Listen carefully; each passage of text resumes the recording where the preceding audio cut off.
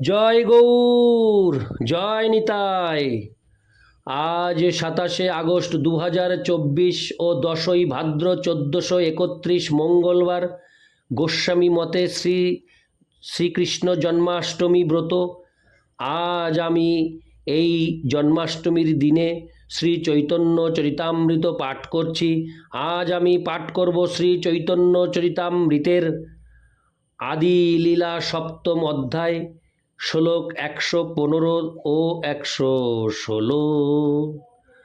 নারায়ণ হে নারায়ণ, ভবভয়হরণম নারায়ণ। শ্লোক 115। প্রাকৃত করিয়া মানে বিষ্ণু কলেবর, বিষ্ণু নিন্দা আর নাহি ইহার উপর। শ্লোকার্থ: যে সমস্ত মানুষ শ্রী বিষ্ণুর সচ্চিদানন্দ ঘন রূপকে জড় রূপ বলে মনে করে, তারা ভগবানের শ্রীপাদপদ্মে সবচাইতে বড় অপরাধী। ভগবানের প্রতি এর থেকে গর্হিত অপরাধ আর নেই।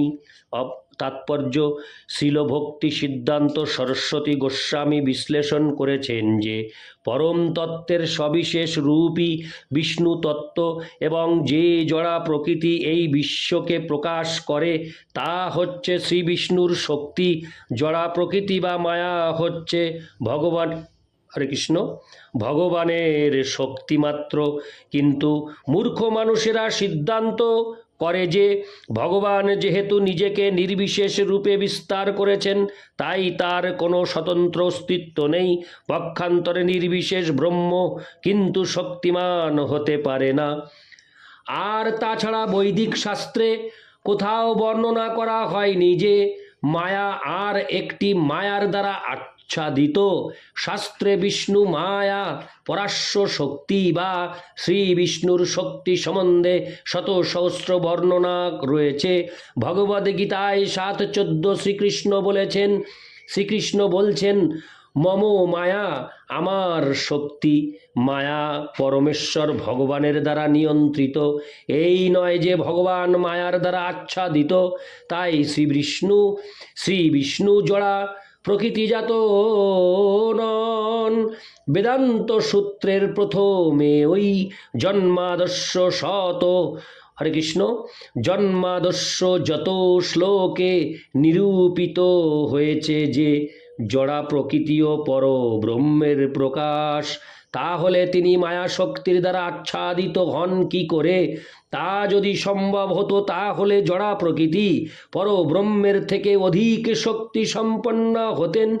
কিন্তু এই সমস্ত সরল যুক্তিগুলি পর্যন্ত মায়াবাদীরা বুঝতে পারে না, এবং তাই ভগবদ্গীতায় উক্ত মায়োপরিত জ্ঞান সংজ্ঞাটি তাদের বেলায় যথাযথভাবে প্রযোজ্য।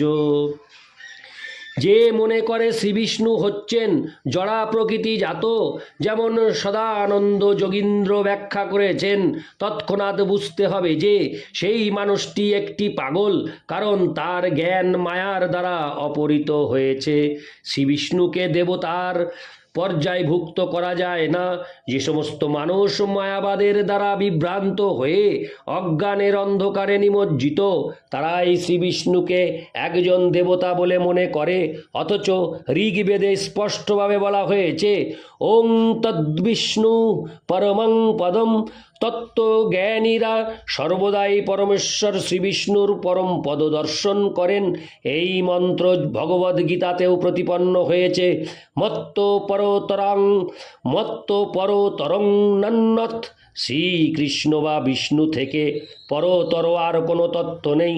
তাই যাদের জ্ঞান মোহাচ্ছন্ন হয়েছে তারাই কেবল শ্রী বিষ্ণুকে একজন দেবতা বলে মনে করে, এবং তাই প্রস্তাব করে যে শ্রী বিষ্ণু, কালী, দুর্গা অথবা যে কোনো একজনের পূজা করা যেতে পারে এবং তাতে একই ফল লাভ হয়।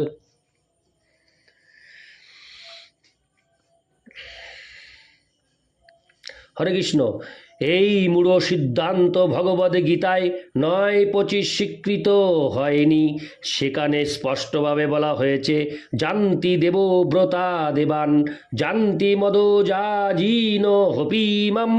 দেবতাদের উপাসকেরা তাদের উপাস্য দেবতার অনিত্য লোক প্রাপ্ত হবে, কিন্তু ভগবানের সচ্চিদানন্দ স্বরূপের উপাসকেরা ভগবত ধামে ভগবানের কাছে ফিরে যাবে। ভগবদ গীতায় 7:14 শ্রীকৃষ্ণ অত্যন্ত স্পষ্টভাবে বিশ্লেষণ করেছেন যে তার জড় শক্তি বা মায়াকে অতিক্রম করা অত্যন্ত দুষ্কর। দৈবী হেস্যা গুণময়ী মম মায়া দূরত্বয়া। মায়ার প্রভাব এতই প্রবল যে বিদগ্ধ পণ্ডিত ও পরমার্থবাদীরা পর্যন্ত মায়ার প্রভাবে আচ্ছন্ন হয়ে নিজেদের পরমেশ্বর ভগবানের সমপর্যায়ভুক্ত বলে মনে করেন। প্রকৃতপক্ষে মায়ার প্রভাব থেকে মুক্ত হতে হলে অবশ্যই পরমেশ্বর ভগবানের শরণাগত হতে হবে। সেই কথা ভগবদ গীতায় 7:14 শ্রীকৃষ্ণও বলেছেন, মামেব যে প্রপদ্যন্তে মায়ামে তাং তরন্তি তে। তাই বুঝতে হবে যে শ্রীবিষ্ণু জড়া প্রকৃতিজাত নন, পক্ষান্তরে তিনি হচ্ছেন চিৎ জগতের মধ্যমণি। শ্রীবিষ্ণুর কলেবর প্রাকৃত বলে মনে করা অথবা তাকে দেবতাদের সমপর্যায়ভুক্ত করা সব চাইতে অপরাধজনক। বিষ্ণু নিন্দা এবং শ্রীবিষ্ণুর শ্রীপাদপদ্মের প্রতি অপরাধী জনেরা কখনোই পারমার্থিক জীবনে উন্নতি সাধন করতে পারে না। তাদের বলা হয় মায় আপরিত জ্ঞানা, অর্থাৎ যাদের জ্ঞান মায়ার দ্বারা অপহৃত হয়েছে।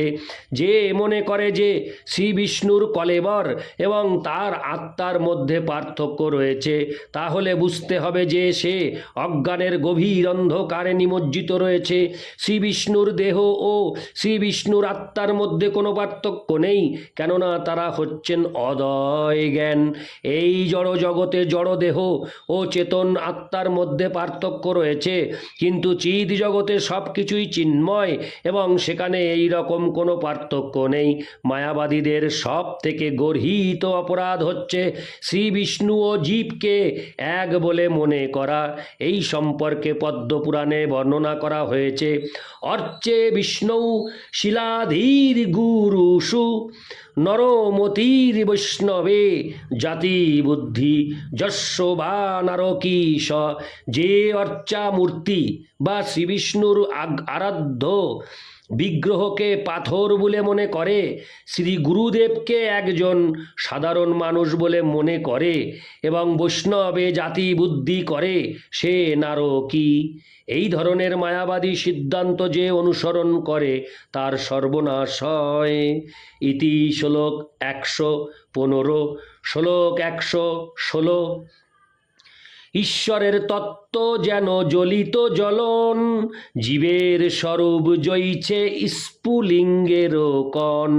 শ্লোকার্থ: ভগবান হচ্ছেন যেন এক বিশাল জ্বলন্ত অগ্নির মতো এবং জীবের স্বরূপ হচ্ছে সেই অগ্নির স্ফুলিঙ্গের কণার মতো। তাৎপর্য: যদিও স্ফুলিঙ্গ ও একটি বিরাট আগুন, উভয়ই আগুন এবং উভয়েরই দহন করার শক্তি রয়েছে, কিন্তু অগ্নির দহনকারী শক্তি এবং স্ফুলিঙ্গের দহনকারী শক্তি এক নয়।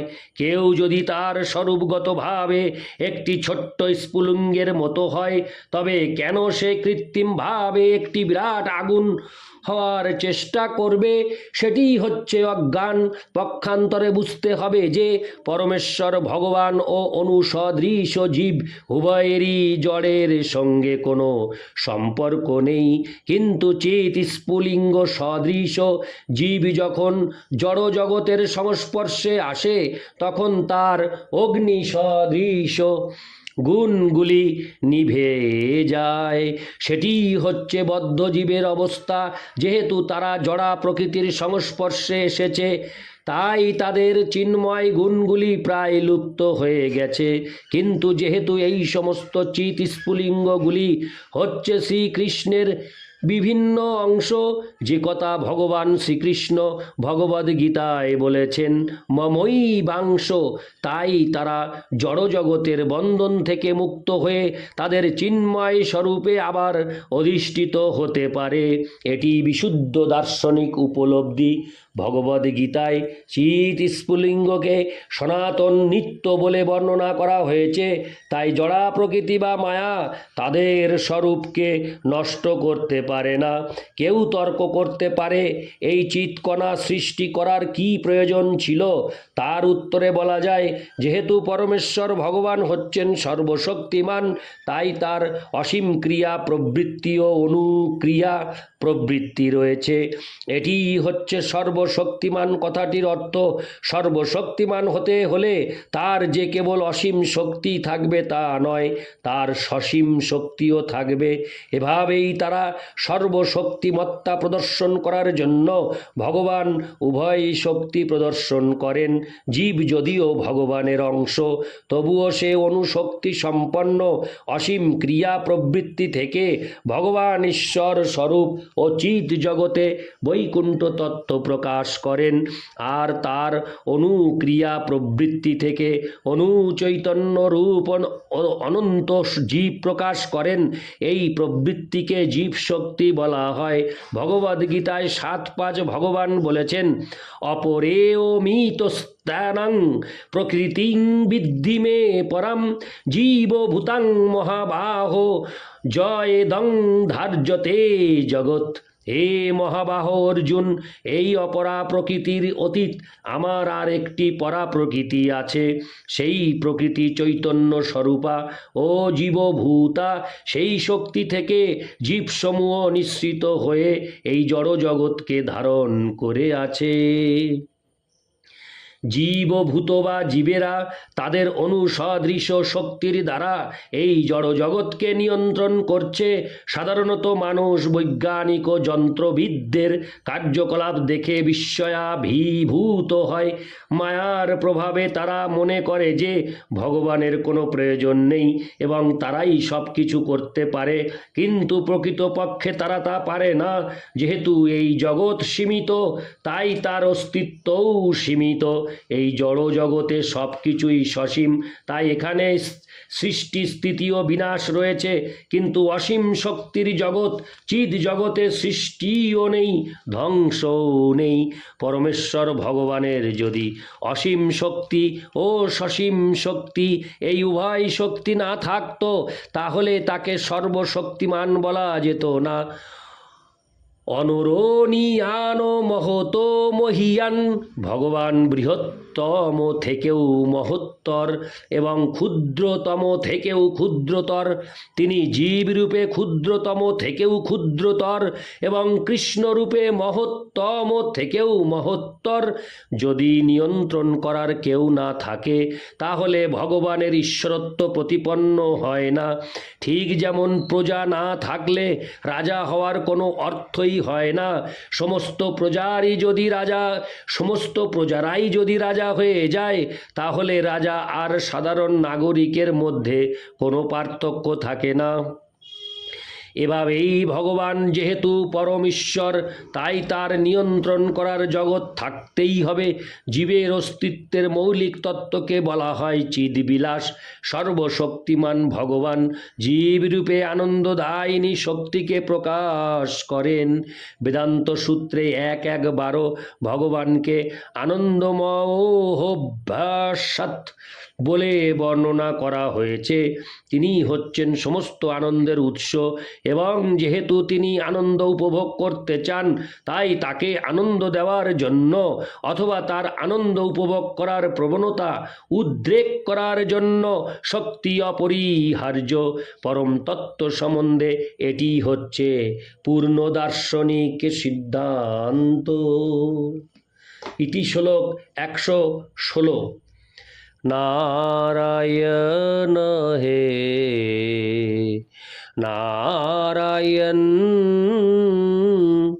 भवभयहरणं नारायण लक्ष्मीकान्तं कमलनयनं মঙ্গল চরণম নারায়ণ নারায়ণ হে নারায়ণ ভবভয়হরণম নারায়ণ। জয় গৌর, জয় নিতাই, রাধে রাধে, হরে কৃষ্ণ, হরি বল।